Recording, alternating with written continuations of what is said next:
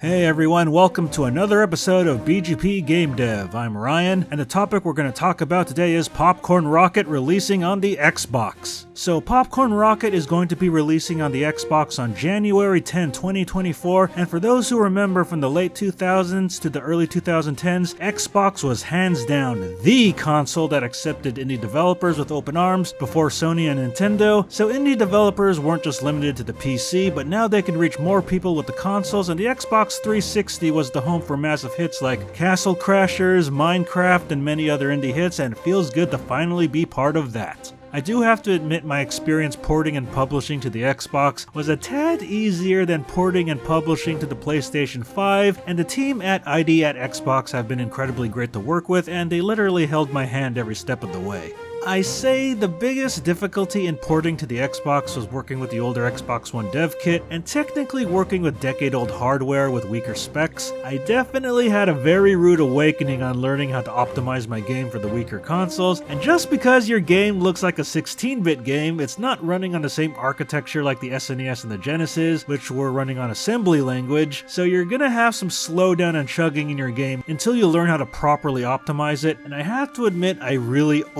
optimized the Xbox port to the point where it's running as good as the PC and the PlayStation 5 versions, and I could use the Xbox build as a base for the eventual Nintendo Switch build if and when Nintendo finally accepts me as a developer at the current date of this video in 2023. Luckily, the game passed Xbox certification on the first try because I made sure to add everything that Xbox needs to check while running your game, and I can definitely say after my experience failing certification 3 times with the PlayStation 5 and finally passing on the 4th try that I came much more prepared to port to the Xbox. However, even though Popcorn Rocket the game passed certification on the first try, my store page did not, and I had some hiccups with the store page that took a little while to fix, but thanks to the team at Microsoft I was able to get it all done. So now that leaves one last console to port to, the Nintendo Switch. Nintendo rejected me 3 times from their developer program already, but with my game now out on Steam, Epic, the PlayStation 5, and the Xbox, along with my feature on the Game Maker Studio website, I'm gonna redo my pitch and submit to Nintendo again after Popcorn Rocket launches on the Xbox next month, and I'm pretty sure all of you can agree with me that not only was I able to make a game, I was able to launch a game not just on the PC, but both on Nintendo's major rival consoles, the Xbox and the PlayStation.